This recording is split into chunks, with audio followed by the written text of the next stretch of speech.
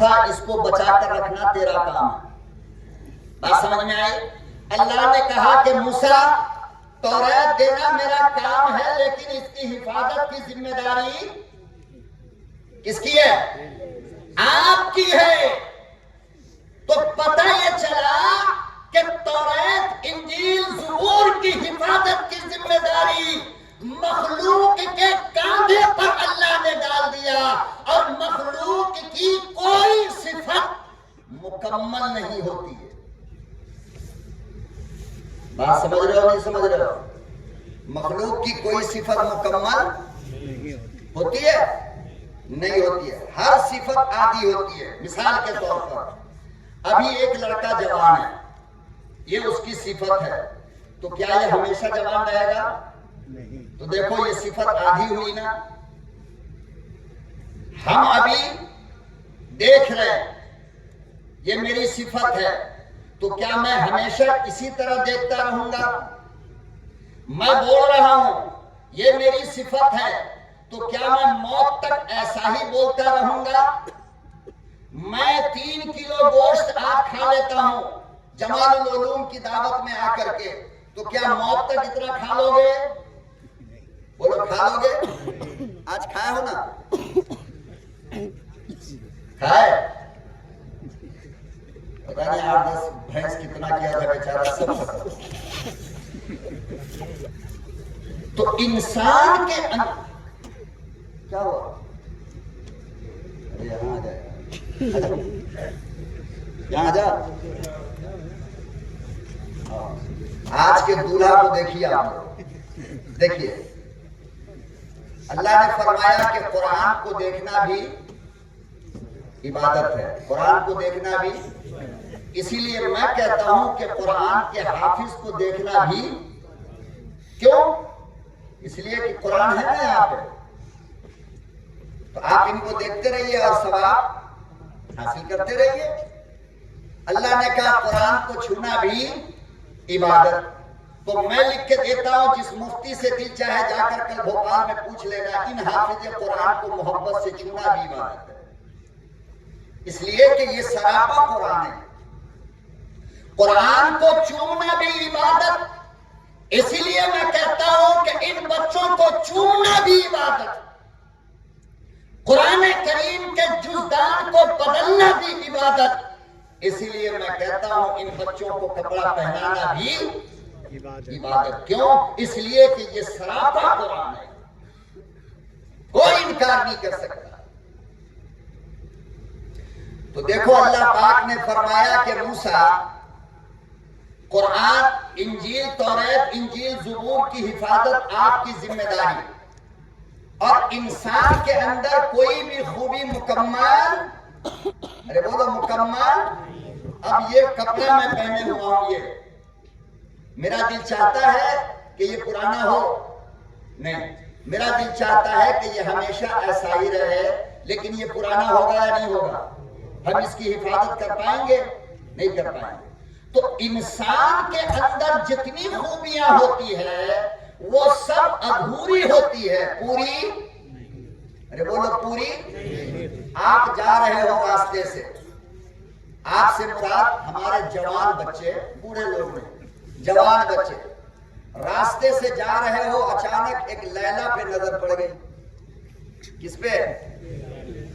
वैसे लैला को देखने में आपसे ज्यादा माहिर हमारे 80-90 साल वाले हैं, ये बात याद रखें। हाँ, आप लोग तो माशाअल्लाह चलते फिरते कुंची से देखते हैं, और हम जैसे लोग पूरी आँख, पता नहीं कल रोशनी बाकी रहे ना रहे, अगर देखना है तो जी भर के देखो, कभी ये न कहना कि कम देखते हैं। आप लोग क्या समझते हो कि इंस्टा, फेसबुक, टेलीग्राम खाली हम ही चलाते हैं? अरे मुंह में दांत नहीं, पेट में हाथ नहीं। हिंदुस्तान से कब्रिस्तान की तैयारी है, कफन बाजार में आ चुका, ये भी पूरी रात देखते हैं। अल्हम्दुलिल्लाह, बहुत अल्हम्दुलिल्लाह। अब फिर सुबह आकर के कहेगा मौलाना एक ताबीज दीजिए, बेटा पूरी रात मोबाइल देखता है। चाचा आप क्या कर रहे थे? तो बेटा नंबरी, बाप नंबरी तो बेटा 10 नंबरी तो होगा ना। इसलिए बेटा को ठीक करना है तो पहले बाप को ठीक होना पड़ेगा, बेटी को ठीक करना है तो पहले माँ को ठीक होना पड़ेगा। याद रखो, वरना ऐसे करोड़ों जलसों से कामयाबी हासिल नहीं हो सकती।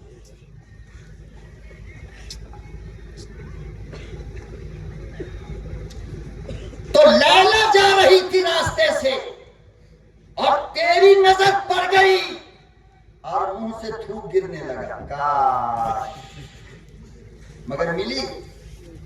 अरे मिली नहीं, मिली ना।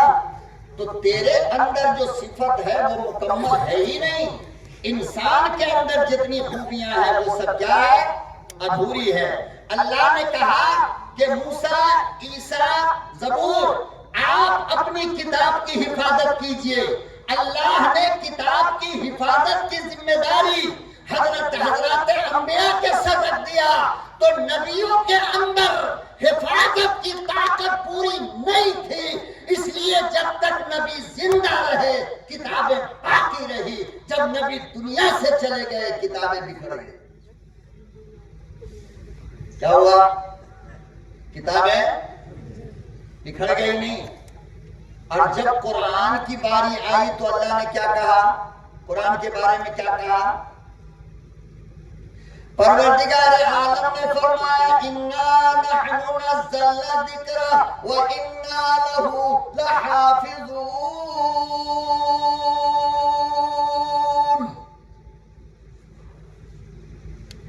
और इमामुल अंबिया, महबूब किबरिया, आमना के दुर्रे यतीम और काली कमली वाले जनाबे मोहम्मद अरबी, आप फिक्र ना करो, आप टेंशन ना लो, आप परेशान ना हो। मैंने इसे नाजिल किया और मैं खुद इसकी हिफाजत करूंगा।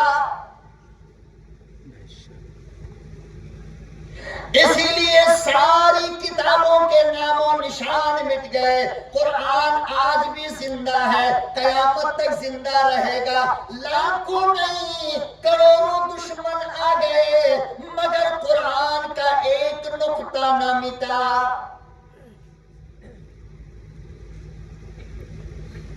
इसलिए कि अल्लाह जब हिफाजत की बात करता है तो यूसुफ को कुएं से निकाल कर मिस्र का बादशाह बनाता है और यूनुस को मछली के पेट से निकाल कर फिर से ताजे नबूवत सर पे सजाता है। अल्लाह जब हिफाजत की जिम्मेदारी लेता है तो फिरौन को दरियाए नील में डुबा डुबा कर मारता है और मूसा को हिफाजत से निकालता है। अल्लाह जब हिफाजत की जिम्मेदारी लेता है तो फेंकने वाले आग में इब्राहिम को फेंकते हैं, मेरा रब बचाता है।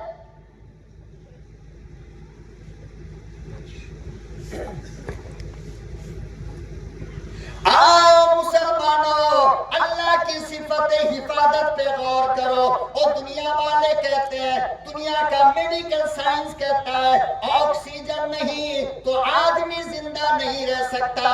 लेकिन मैं पूछता हूँ, और दुनिया के डॉक्टरों मुझे बताओ, माँ के पेट में 9 महीने तक बच्चा 3-3 अंधेरों में रहता है, कोई हवा पानी नहीं,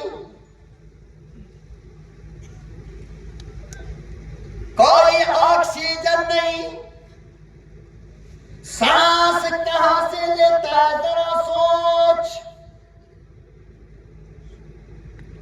कैसे बच्चा जिंदा रहता है? जरा सोच कर तो देखा करो, जरा गौर तो किया करो। अल्लाह ताला जिसकी हिफाजत की जिम्मेदारी ले ले, सारी दुनिया उसका एक बाल भी नहीं तोड़ सकती।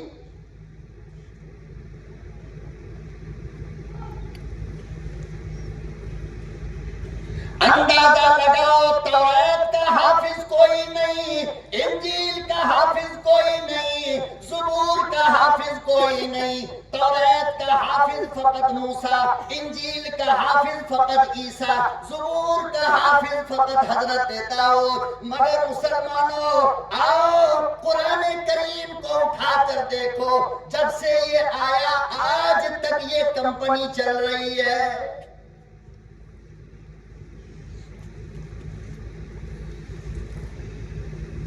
कभी छोटा बच्चा याद कर लेता है, कभी जवान याद कर लेता है, कभी बूढ़ा याद कर लेता है। हजरत इमाम मोहम्मद हसन अश-शैबानी, इमाम आजम अबू हनीफा रहमतुल्लाह अलैह के जलीलुल कद्र शागिर्द है। उलमा जानते हैं इमाम मोहम्मद के मकाम और उनके मर्तबा को। अक्सर इमाम मोहम्मद के कौल पर अहनाफ का अमल होता है, अक्सर और बेशतर मुफ्ता भी कौल माना जाता। इतना बड़ा शागिर्द, मौलाना बन गए, सब कुछ बन गए। इमाम अबू हनीफा से फिक़ह पढ़ने के लिए आए।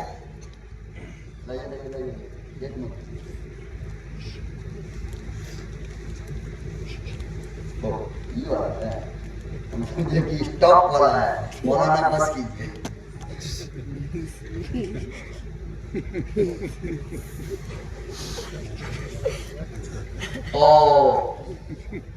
देखो भूल गए नहीं, यही मैं कहा था आपसे, आपका भाई इस मामले में बीमार है। याद दिलाओ, इमाम याद दिलाओ, बोल इमाम मोहम्मद। मौलाना हो गए, फिक़ह पढ़ने के लिए इमाम आज़म अबू हनीफा के पास गए। कहा कि मैं आपसे मसले मसाइल और फिक़ह की किताब पढ़ना चाहता हूँ। इमाम आज़म अबू हनीफा रहमतुल्लाह अलैह की पहली शर्त ये थी, उनके यहाँ पढ़ने के लिए पहली शर्त ये थी कि हाफिज़े कुरान होना चाहिए। क्या होना चाहिए? हाफिज़। इमाम मोहम्मद हसन अश-शैबानी हाफिज नहीं थे। आप हाफिज नहीं थे। इमाम साहब ने कहा जाइए पहले हिफ्ज करके आइए। गए और एक हफ्ते के बाद वापस आकर कहने लगे मैं हाफिज हो गया। अरे बोलो ना, समझे नहीं? मैं हाफिज बताओ, दुनिया में आज तक ऐसा हुआ है कभी? ये कुरान की करामत कह लो, जो कुरान का एजाज कह लो, या कुरान का मोजज़ा कह लो, कि वो किताब है जिसको याद करने वाला अगर चाहे तो एक हफ्ते में भी याद कर सकता है। एक हफ्ते में याद कर लिया हजरत इमाम मोहम्मद ने, और आकर कहने लगे कि हजरत मैं हाफिज कुरान बनकर के आ गया। हाँ, अंदाजा लगा है।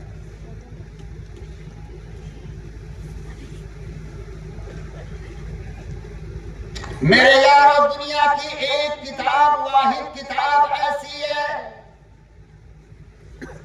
जिसे याद करने वाला कभी भी याद करने का इरादा करे फौरन याद हो जाता है। और ऐसा याद होता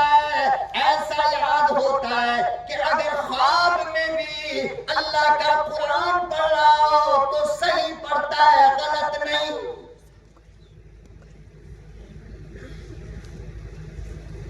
नींद में भी कुरान आदमी गलत, अरे बोलो ना गलत, हाँ, गाना गलत गाएगा, डायलॉग गलत मारेगा, सारा काम नींद की हालत में उल्टा हो सकता है। लेकिन कलाम मुकद्दस की तिलावत नींद की हालत में भी गलत नहीं हो सकता। मैंने खुद अपने वालिद का कुरान वो सोते हुए जब तिलावत कर रहे थे सूरह तौबा, मैंने मुकम्मल सुनी, मैं जाग करके सुना। सुबह उठ करके मैंने कहा अब्बा आप रात में कुरान करीम की तिलावत कर रहे थे, बेटा कौन सी सूरत? मैंने कहा सूरह तौबा। तो कहने लगे मुझे ये ख्याल नहीं। हाँ, अंदाजा तो लगाओ।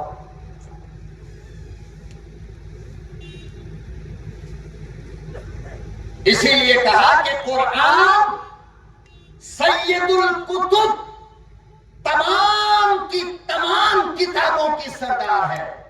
और ये सरदार किताब किसको मिली? नहीं बोलोगे? किसको मिली? अरे बोलो ना, जोर से बोलो, किसको मिली? और मोहम्मद सल्लल्लाहु अलैहि वसल्लम क्या है? सैयदुल अंबिया।